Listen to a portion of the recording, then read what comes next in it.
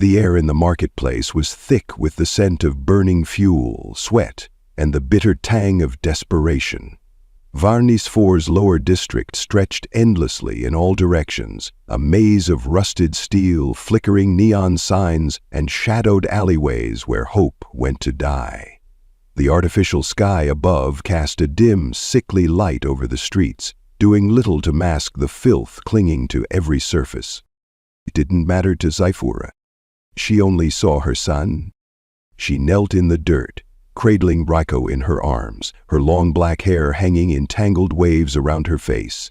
His cobalt skin, once so vibrant, so full of life, was dull now, fever-ravaged, his breathing shallow. His small hands lay limp against her chest, his tiny fingers curled inward, as if even the act of opening them required too much strength. She pressed her forehead against his, her cool skin damp with sweat. Still burning, still slipping away. A broken sob tore from her throat. She looked up, her violet eyes wide, frantic. "Please! Someone! Anyone! My son is dying!" Her voice cracked as she forced the words out, desperation twisting each syllable into something raw and ragged. Figures moved past her, a blur of bodies, alien and human alike, all too busy, too indifferent, too used to seeing suffering. They didn't slow. They didn't even look. Zyphur lurched forward, nearly toppling as she reached for the nearest figure. A merchant wrapped in fine silks, his reptilian eyes gleaming with irritation as she grasped his sleeve. "Please," she choked out. "I will work. I will trade. I will do anything. Just help me." He yanked his arm away. "Get off me, beggar," he spat, disgust curling his lip. Zyphur gasped, her shoulders trembling as she held Reiko closer, as if she could somehow shield him from the cruelty of the world that refused to see them. She turned, her vision blurring. Another vendor. Another chance. She dragged herself forward on unsteady legs, staggering up to the small, cluttered stall where glass vials lined the shelves, glowing faintly in the dim light. She knew what she was looking for. The cure. It was right there, just beyond her reach. She slammed her palm against the counter. "Please? Medicine. I need medicine for my son." The merchant behind the stall barely looked up. He was Uthare, tall, scaled, his 4 yellow eyes scanning his ledger with a disinterest that made her chest tighten. 3,000 credits, he said, as if she were asking for nothing more than a loaf of stale bread. Her stomach twisted. "I don't have that." He let out a heavy sigh, finally meeting her gaze. "Then neither do I." Zyphur's breath caught. "But he's just a child." The Uthari barely blinked. "Then he dies." The words slammed into her like a physical blow. Her knees buckled and she caught herself against the counter, gripping the edge so tightly that her nails dug into the rusted metal. Her throat burned as she forced herself to speak, her voice nothing more than a broken whisper. "Please." No response. Her heart pounded. She reached across the counter, fingers brushing the smooth glass of the vial. The Uthari moved fast, his clawed hand snapping around her wrist in an iron grip. Zyphur gasped, her body flinching at the sudden contact. "No credits, no cure," the Uthari repeated, his voice bored. He shoved her back with little effort, and she collapsed onto the ground, the impact jarring Raiko's fragile body in her arms. Tears blurred her vision as she struggled upright, her entire body shaking. She lifted her face toward the sky, the artificial, uncaring sky, and screamed. A raw, shattering cry. A mother's last desperate plea. "Help me, somebody." Silence. And then, which one is it? The voice was deep, rough, and entirely human. Zyphur turned sharply, her breath catching in her throat. A man stood just beyond the stall, wrapped in a battered coat that barely shielded him from the cold. His dark hair was tousled, his green eyes sharp beneath furrowed brows. He looked tired, worn down, but something in his expression made her stomach twist. Something unreadable. The Uthari flicked one of his upper eyes toward him.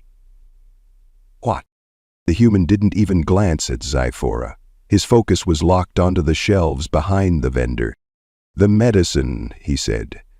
"Which one does he need?" The vendor's expression darkened.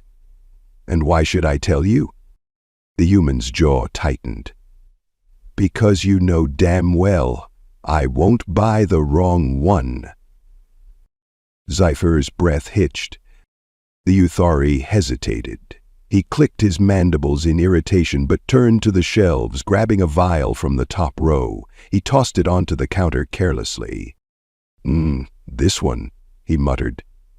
"Caverine fever, common in your kind." His gaze flicked to Zyphora. "Burning up, weak pulse, shallow breath. That's what he's got, yeah?" She barely managed a nod. The vendor tapped the vial. "Cleans the infection in hours, but it's rare," he sneered. "Which is why it's 3,000 credits." The human Kelvin exhaled sharply, muttering something in his guttural Terran tongue. Then, without hesitation, he pulled out a small device from his coat, tapped the screen, and held it out. The vendor blinked. "You're actually paying?" "Take it before I change my mind." A small beep confirmed the transfer. The Uthari scoffed, shoving the vial forward. "Your problem now." Kelvin took it, then knelt, pressing it into Zephora's trembling hands. She stared at him, at the medicine, at Raiko's too-still face. Her throat tightened. "Why?" Kelvin's expression didn't change. "Because someone should." A sob racked her body, but she fought it down. She forced herself to move, to uncap the vial, to tilt Raiko's head back. The liquid shimmered in the dim light as she carefully poured it between his lips. Seconds stretched into eternity. Then Raiko took a deeper breath. The tightness in his chest eased. His fingers twitched. Zypher gasped. "It's working." The human stood, brushing dust from his coat. "Yeah." Her head snapped up. "How did you know?" He hesitated. For the first time, something flickered in his eyes. "I've seen it before," he admitted. His voice was quieter now, rough around the edges. "I know what it does." Zyphor swallowed hard. "You lost someone." His jaw tightened. But he didn't answer. Instead, he turned to leave. She couldn't let him. "What's your name?" she called, voice stronger now. He stopped, looked over his shoulder. For the first time, she saw the exhaustion in his face. Not just physical, but something deeper, a weariness carved into his bones. "Calvin," he said. Then he disappeared into the crowd. The streets of Varnas IV's lower district stretched ahead, dark and winding, a labyrinth of decay where the forgotten struggled to exist. The neon lights of the wealthier upper levels barely touched this place, their glow swallowed by the rusted steel and crumbling concrete. Kelvin walked ahead, his pace steady but unhurried, as if years of moving through places like this had taught him never to rush, never to look lost, never to draw attention. Zephrah hesitated. Her entire life had been built on caution. She had learned painfully that trusting the wrong person was more dangerous than being alone. But she had also learned something else. Sometimes survival meant taking a risk. Her grip tightened around Raiko. She could turn back, try to find another place to sleep, another alley to hide in, another day to scrape by. But the moment Raiko's fever had begun, her world had narrowed to a single desperate need: keep him alive. Kelvin had made that possible. And now, with the adrenaline fading and the brutal reality settling in, one truth remained. She had nowhere else to go. She took a step forward, then another. Kelvin said nothing when she fell into step behind him. The deeper they went into the city's outskirts, the colder the air became. The towering buildings hunched over the narrow streets, their metal ribs exposed where panels had been scavenged. Shadows pooled in the alleyways, where broken signs flickered uselessly. Kelvin finally stopped at a squat, rust-streaked building wedged between two larger structures. Its walls bore the patchwork scars of hasty repairs. Without hesitation, he pushed open the heavy door and stepped inside. Cypher lingered in the threshold. This is a mistake. She knew better than to rely on strangers. Yet, her gaze flicked to Raiko, whose small fingers curled weakly against her chest, his breathing finally steady. A mistake or not, she couldn't turn away. She stepped inside. The room beyond was dimly lit, a single flickering bulb casting jagged shadows along the uneven walls. The space was small, 2 rooms, maybe 3. A rusted heater hummed weakly in the corner, its struggling warmth barely holding back the creeping cold. A battered couch sat against the far wall, its cushions threadbare and sunken. It was not much, but it was shelter. Kelvin shrugged off his coat, tossed it onto a chair, and disappeared into the next room. Zyphora's eyes flicked around, mapping every detail. The room was clean but not lived in. There were no personal touches, no signs of comfort. A man who didn't expect to stay long. Kelvin returned with a thin, slightly worn blanket which he dropped onto the couch. "Put him down," he said. "He'll sleep better here." Zyphira hesitated for only a moment before kneeling and easing Reiko onto the couch. He barely stirred, his body sinking into the cushions. She tucked the blanket around him, pressing her fingers to his cheek. His skin was cooler now, his breath slow and deep. Her knees hit the floor. A shaking breath escaped her. He's safe. For the first time in days, she wasn't bracing for the worst. Kelvin moved to a small counter in the corner, rummaging through a cabinet. A moment later, he placed a battered thermos and 2 ration bars onto the table. The sight of them nearly broke her. "Ah!" She pressed a hand to her mouth, fighting back the sudden wave of emotion. "I don't understand." Her voice came out barely above a whisper. Kelvin sat on the edge of a chair, elbows resting on his knees. "What? You don't even know me." She shook her head. "Why are you helping?" He exhaled, rubbing the back of his neck. "Guess I'm not used to minding my own business." It wasn't an answer, not really. Zyphora reached for the thermos, wrapping her hands around its warmth. She hadn't realized how cold she was until now. Minutes passed in silence. Then, Reiko's father. Kelvin's voice was quiet but firm. Zephyr stiffened. For a long moment, she didn't answer. Then, quietly, "He's dead." Kelvin didn't react. He didn't say sorry, didn't offer empty words. She swallowed hard. "He was taken by the war." Something flickered in Kelvin's expression, a shadow of understanding. He had seen war. Lived it. Lost in it. Zypher set the thermos down, her hands curling into fists. "He knew what was wrong with my son." Kelvin leaned back slightly, his jaw tightening. He didn't deny it. Zypher studied him, the exhaustion in his face, the way his hands flexed slightly at his sides. A soldier's posture, still ingrained. A man used to losing. "You've seen it before?" she said. Kelvin exhaled through his nose. Yeah." His voice was rougher now.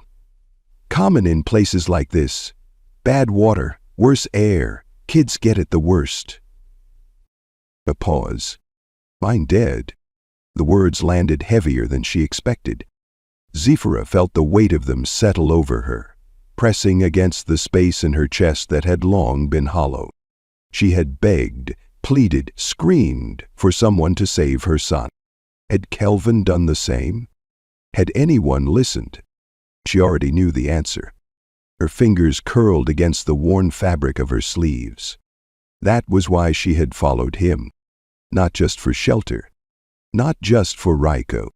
But because, for the first time in years, she wasn't looking at a stranger. She was looking at someone who had once stood exactly where she had. Silence stretched between them. Kelvin looked away first. "Get some sleep. You'll need it. Zyphara hesitated, then nodded. For the first time in a long time, she wasn't alone. The first thing Zyphara noticed when she woke was the quiet. Not the usual city quiet, where distant sirens and muffled voices hummed like an ever-present heartbeat, but a true, unsettling stillness. Her eyes flickered open. The room was dim, the single bulb overhead barely holding back the shadows. The rusted heater in the corner gave off a low, comforting hum, its warmth a stark contrast to the chill seeping through the cracks in the walls. Rocco lay curled up on the couch, his breathing slow and steady, his fever finally broken. She reached out, brushing her fingers over his cheek. Warm, alive. Relief settled deep in her bones. Then she heard it, a voice outside, low, gruff, unfamiliar. She tensed. Kelvin was gone. His coat still hung over the chair, but the room carried the absence of him. The thermos from last night sat on the table, its contents long cold. Zyphara pushed herself up, moving silently toward the door. A second voice joined the first, this one thinner, sharper. Uthari. Her stomach twisted. She reached for the rusted pipe leaning against the wall. Not much of a weapon, but better than nothing. A shadow passed behind the grimy window. The voices grew louder. Then, 3 sharp knocks. Zyphara's grip tightened. Reiko stirred. She turned, pressing a finger to her lips, willing him to stay silent. The knock came again. This time a voice followed. Kelvin, we know you're in there. Not Uthari. Human. She barely had time to process the relief before the door swung open. Kelvin stepped inside, his face impassive. Zyphara exhaled, lowering the pipe slightly. You left. Had to. He shut the door behind him, locking it. Trouble's coming. She stiffened. Who? Kelvin didn't answer immediately. He walked to the table, grabbed his coat, and pulled a worn-out pistol from the inside pocket. He checked the clip, then met her gaze. The Uthari vendor? Her pulse jumped. Well, Kelvin slid the pistol into his belt. Doesn't like being cheated. She frowned. You paid him? Huh, he said. But it wasn't my credits. The weight of his words sank in. Zyphara's breath caught. You stole them. Kelvin's expression remained unreadable. Borrowed. She swore under her breath. From who? People who don't like to share. He glanced at the door. They must have traced the transfer. We need to go. Reiko stirred again, blinking up at her. Mama? Zyphara knelt, brushing his hair back. It's okay, little one. We just have to leave now.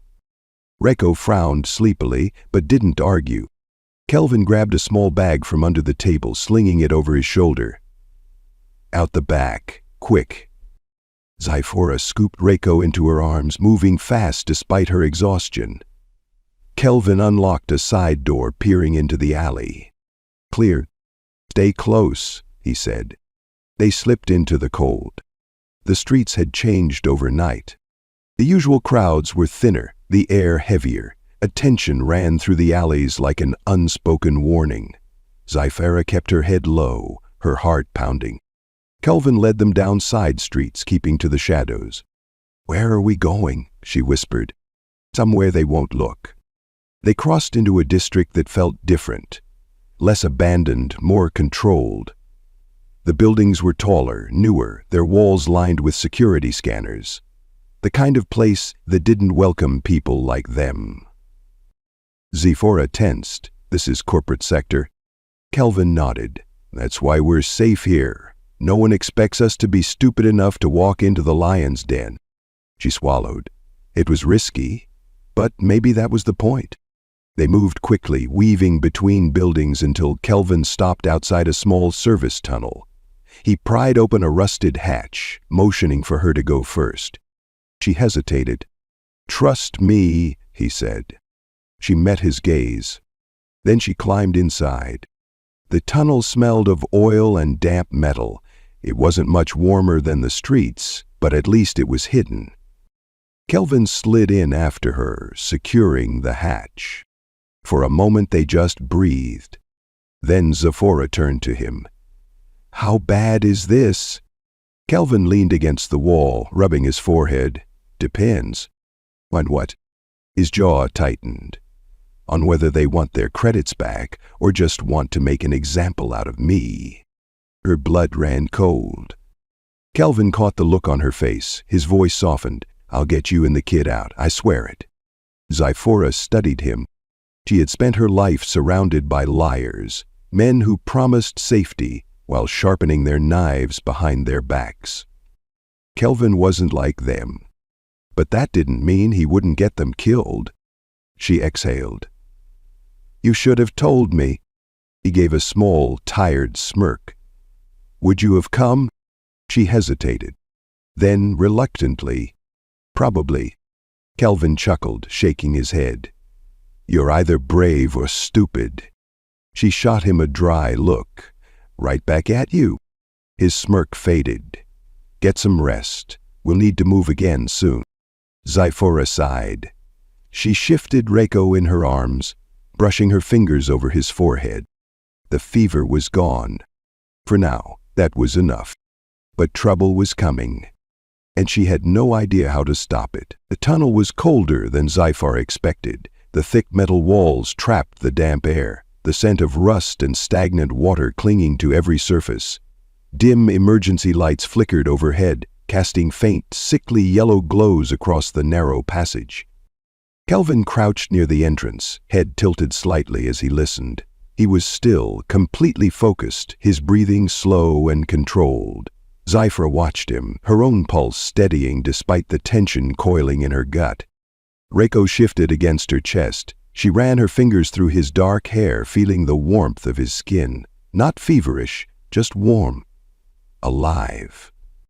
The relief was still fresh enough to make her weak. But now there was something else. Something worse. Danger. Kelvin's voice broke the silence. "They'll check the lower districts first, then the ports. We have a little time." Zephora frowned. "How do you know?" He didn't look at her. "Because it's what I'd do." That didn't comfort her. She adjusted Reiko in her arms, shifting her weight. "And when they check here?" Kelvin exhaled slowly, then turned to face her. "We don't let that happen." She narrowed her eyes. "That's not a plan." "It's the only one we've got," he said simply. She hated that he was right. They sat in silence for a while. The tunnel hummed faintly with the vibrations of the city above, the occasional rattle of loose pipes echoing through the space.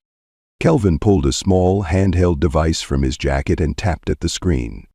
Zephora leaned forward slightly. "What is that?" "Comms tablet," he said, not looking up. "Encrypted, mostly untraceable." "Mostly?" Kelvin smirked. "Nothing's perfect." She frowned, but didn't argue. He pressed a few buttons and the screen flickered to life. A low beep echoed in the tunnel as the connection stabilized. Then a voice came through, rough and irritated. "Kelvin, you son of a bitch." Zephora tensed. Kelvin grinned. "Good to hear your voice too, Joran." There was a sharp exhale on the other end. "Tell me you didn't actually steal from the Jari Syndicate." Kelvin's grin faded slightly. "Define steal." A pause. Then, "You're an idiot." Kelvin shrugged. "Maybe, but I need safe passage." Joram let out a low, humorless laugh. "You and half the people in this city." "Not negotiable," Kelvin said. His voice had lost its usual teasing edge. "Dock 17.3 hours. Silence. Then, "What's happening?" Kelvin exhaled through his nose. "I'll make it worth your time." "You don't have enough credits to make me forget the Jari." Kelvin glanced at Zephora. "This isn't just about me." A longer pause. Joran's voice was quieter this time. What did you do? Kelvin didn't hesitate. Saved a kid. More silence. Zyfor didn't breathe. Then, damn it, Kelvin smirked. So you'll help. Joran groaned. Meet me at Dock 17 in 3 hours. And Kelvin? Yeah. If I get shot because of you, I swear I'll haunt your ass. Kelvin chuckled. Noted.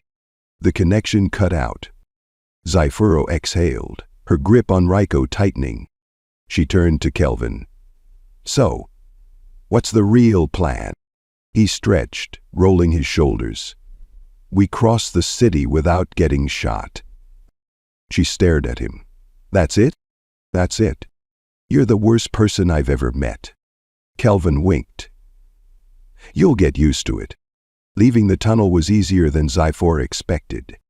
Getting through the city would not be.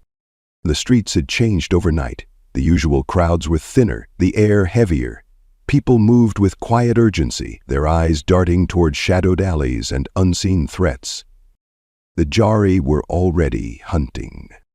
Zephora adjusted her cloak, making sure Raiko was completely covered. His breathing was soft against her shoulder, but the weight of him was a constant reminder of what she had to lose. Kelvin walked beside her, his steps unhurried but purposeful. He didn't look over his shoulder, didn't act like a man on the run. That worried her more than anything. Where exactly are we going? She asked. Somewhere they won't look. She frowned. You mean somewhere stupid? He grinned. Exactly. They moved quickly, keeping to side streets, slipping between market stalls and abandoned buildings. Then a voice behind them. Kelvin. They both froze. Zephora turned slightly, just enough to see the speaker. A man stood at the end of the alley, tall, scarred, a Jari enforcer. Zyfer's blood ran cold. Kelvin exhaled slowly. That was faster than I hoped. The enforcer smirked. You're predictable. Kelvin sighed, rubbing the back of his neck. That hurts, Ras. Really does. Not as much as what's coming. Raz reached for his weapon. Kelvin moved first. His pistol was up in an instant, the shot echoing through the alley. Raz staggered back, clutching his shoulder, cursing in a guttural language Zyfara didn't recognize. Kelvin grabbed Zyfor's wrist. Run! She didn't argue. They bolted. Raiko held tight against her chest. The sounds of pursuit followed, a second gunshot, the distant shouts of more enforcers closing in. Kelvin led her through twisting streets, past abandoned stalls and shuttered doors. They weaved through the city's underbelly, moving fast, moving blind. Then a checkpoint. 2 guards, armed. Kelvin didn't slow. Zyfaro's heart pounded. Kelvin! He pulled something from his belt, a small device. A flash of blue light. The guards collapsed. Zifra stared. What? Pulse, Kelvin muttered. Non-lethal. Let's go. They ran. Dock 17 was close now. But so was the Jahari. And they were running out of time. The ship trembled as it tore through Varnes 4's lower atmosphere. The vibrations rattled through the hull, a deep metallic groan beneath their feet. For a few tense seconds, Zyfora wondered if the vessel would hold together. Then, with a final lurch, the shuddering stopped. Silence. Through the viewport, the planet shrank beneath them, a swirl of neon lights, smog-choked cities, and distant storm clouds. Varnes 4 was behind them. They had made it. Zyfer exhaled slowly, adjusting her grip on Raiko. He was still asleep, his small body warm against hers. The weight of him anchored her, kept her from unraveling. Across the cabin, Kelvin slumped against the bulkhead, pressing a blood-stained hand to his side. His smirk had faded, replaced by the kind of exhaustion that settled into a person's bones. Joran's voice crackled through the intercom. We're clear, no pursuit, at least for now. Kelvin let out a ragged breath. Told you it'd work. Zyfer shot him a look. You're bleeding out, idiot. He glanced down at his side, then back at her. Yeah, but we're alive, so I'd say it evens out. Joran stepped into the cabin, arms crossed. His sharp eyes flicked between them. You owe me. Kelvin grinned weakly. I always do. Joran sighed, shaking his head. Come on. Let's patch you up before you get blood on my ship. The ship's medbay was cramped and outdated, its medical equipment held together by ingenuity and stubbornness. Kelvin sat on the examination table as Joran peeled back his blood-soaked shirt, revealing the wound beneath. The cut was deep but not fatal. Cypher stood nearby, arms crossed, watching. Joran huffed. You got lucky. Kelvin smirked. I'm always lucky. Joran pulled out a medical injector. You're going to feel this. Kelvin gritted his teeth as the device hissed against his skin. His fingers curled into fists, but he didn't make a sound. Zypho narrowed her eyes. He was trying too hard to act unaffected. You should rest, she said. Kelvin chuckled, his voice rough. And miss all the fun? She shook her head. You're impossible. Joran patched the wound, securing it with an auto-suture. You'll live. Try not to get shot again for at least a few days. Kelvin gave a lazy salute. No promises. Joran sighed. I should have left you on Varnis. But you didn't, Kelvin said, grinning. Joran rolled his eyes. One of these days I'll learn. Later, Zyphara sat on the edge of the bunk, watching Raiko sleep. His breathing was steady, his fever gone. For the first time in days, he wasn't fighting for his life. Kelvin's voice broke the silence. You still thinking about Varnis? She didn't turn. I left everything there. Kelvin leaned against the doorway. You didn't have much left. Her fingers curled against the blanket. It was still mine. Kelvin sighed, stepping closer. I get it. Zephora glanced at him. Do you? Kelvin hesitated, then nodded. Yeah. Something in his expression shifted. Something unguarded. Zypha studied him. For all his smirks and easy confidence, there was something broken underneath. You never told me why you stole that medicine, she said. Kelvin looked away, exhaling slowly. Not the first time I've seen Cavaran fever. She waited. Finally he spoke. There was a kid, he said quietly. Not mine, but she should have made it. I had the credits. I begged. It didn't matter. His jaw tightened. By the time I got the medicine, it was too late. Zyphara's chest tightened. She had fought so hard for Reiko. Kelvin had fought too, but he had lost. That's why you did it, she said softly. Why you risked everything. Kelvin gave a small, tired smile. Guess I wanted a different ending this time. She swallowed. Thank you. Kelvin blinked. That's a first. She huffed. Don't get used to it. Kelvin smirked. Wouldn't dream of it. A comfortable silence settled between them. Then Zyphora asked, So what now? Kelvin exhaled. That depends. She frowned. On what? He met her gaze. What do you want? Zypher hesitated. She had spent so long surviving, she had never stopped to consider what came after. But now, Reiko was safe. She was safe. For the first time in years, she had a choice. She looked at Kelvin, and she knew. Joran stood in the cockpit, arms crossed. So let me get this straight. Zyphara lifted her chin. We want in.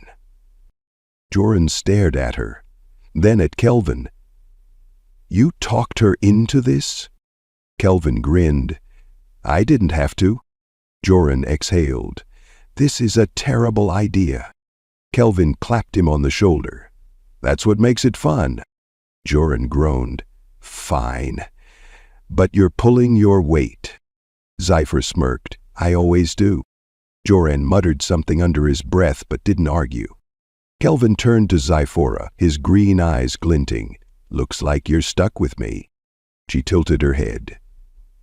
For now, he grinned. She rolled her eyes. Joran sighed. I regret this already. Kelvin stretched.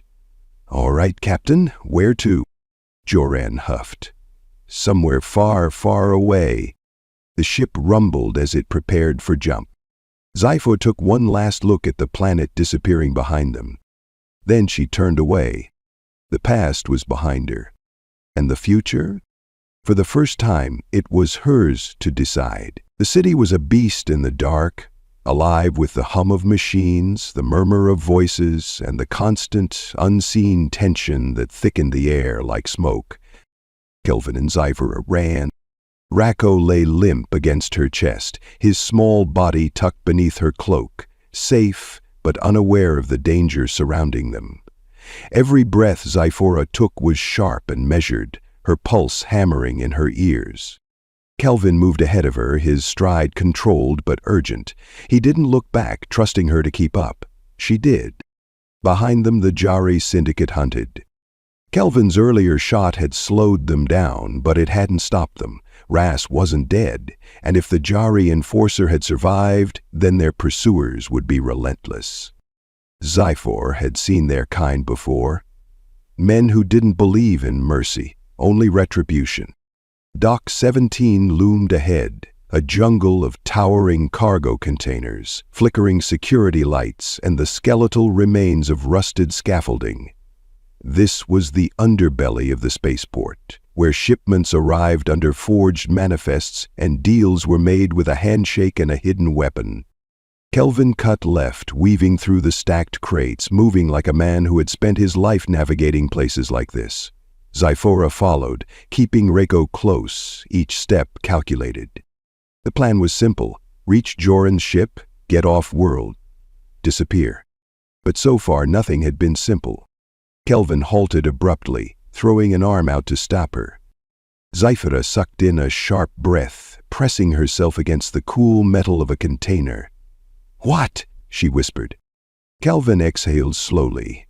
"Check." She peeked around the corner. 3 enforcers stood near the docking platform, their uniforms marked with the sigil of Vyrek Industries, one of the corporate overlords that controlled trade on Varnis 4. They weren't Jari, but that didn't mean they weren't dangerous. Corporate security had its own kind of ruthlessness. Kelvin's jaw tightened. Bribes won't work on these guys. Zyphor adjusted her grip on Raiko, shielding him beneath her cloak. Then what do we do? Kelvin tapped his holodimag, bringing up a blueprint of the dock. A flickering map hovered between them, lines of glowing light tracing pathways through the cargo bay. He pointed. There's a service tunnel beneath us. If we get in here, he tapped a ventilation hatch just above them, we can bypass the checkpoint and come out near Joran's ship. Zyphar frowned. That tunnel wasn't made for people. Kelvin smirked. I'm smaller than I look. Before she could reply, a comm unit crackled nearby. Dog. Ecta 12 secure. No sign of the targets. Kelvin exhaled sharply. They're sweeping the docks. Time was running out. Without another word, he jumped onto a crate and grabbed the ventilation grate. With a sharp twist, he yanked it loose and tossed it aside. Go, he ordered. Zyphra hesitated for half a second before pulling herself up. The metal was cold and tight, the air inside stale. She crawled forward, Raiko secured against her, every movement careful. Kelvin followed, sliding the grate back into place. The tunnel stretched ahead, cramped, narrow, winding. The sound of their breathing filled the small space. Kelvin's voice was quiet behind her. We're close. Vem est sound. A metallic shift. A whisper of movement. Zyphora froze. Kelvin did too. Then, a figure lunged from the shadows. Kelvin reacted fast, too fast. His pistol fired. The tunnel exploded with sound, the shot ricocheting off the walls. A blade flashed and Kelvin grunted in pain. Zyphora kicked out instinctively, her boots slamming into the attacker's ribs. The figure reeled back, snarling. Kelvin twisted free and fired again. This time he didn't miss. The figure collapsed, the tunnel falling silent. Kelvin pressed a hand to his side. When he pulled it away, his fingers were red. Zyphoa swallowed hard. "You're hurt." Kelvin gave her a lopsided grin. "I've had worse." She scowled. "That's not reassuring." Kelvin ignored her, nudging the fallen attacker with his boot. The markings on the body made his expression darken. "Jari," he muttered. A chill ran down Zyphora's spine. They were waiting for us. Kelvin's hand curled into a fist. No, they were tracking us. Zyphor tightened her hold on Reiko. This wasn't just about stolen credits anymore. The Jari weren't just hunting Kelvin. They were hunting all of them. They reached the tunnel's end minutes later. Kelvin forced the exit grate open, stepping onto the docking platform. The shipyard stretched before them, a sea of cargo haulers, freighters, and smugglers' vessels. Joran's ship stood out immediately, sleek, fast, and just worn enough to avoid suspicion. The loading ramp was down, the hatch open. Kelvin exhaled. "That's our ride." Zyphora could barely believe it. Escape. Then, Zyphora turned sharply. A squad of Jari enforcers pushed through the dock, weapons raised. They had minutes, maybe less. Kelvin reached for his comm unit. "Joran, get ready, we're coming in hot." Static, then a fine hot. Kelvin glanced back at the Jari, armed and pissed off. Joran sighed. "You're really bad at staying out of trouble." Kelvin grinned. "Yeah, but I'm fun at parties." A pause. Then, the ship's engines roared to life. Kelvin grabbed Zyphor's wrist. "Run." I sprinted. The Jari saw them. Yelled. A gunshot rang out. A container beside them exploded in sparks. Zyphora ducked, shielding Reiko as another shot whizzed past. Kelvin returned fire, sharp and precise despite his injury. The ship's ramp was meters away. Joran's voice crackled through the comm. "Faster, you idiots!" Kelvin shoved Zyphora forward. She hit the ramp, nearly stumbling. "Go, go, go!" Kelvin turned, fired one last shot, then sprinted inside. Joran slammed the hatch shut. The ship lurched upward. Zyphor collapsed against the wall, gasping. Kelvin leaned back, pressing a hand to his side. He gave her a tired smirk. "Told you we'd make it." She glared. "I hate you." Kelvin chuckled. "That's fair." Joran's voice echoed from the cockpit. "Next stop, somewhere far, far away." Zyphor exhaled, glancing at Reiko, still asleep in her arms. They had escaped. For now. But the Jari wouldn't forget.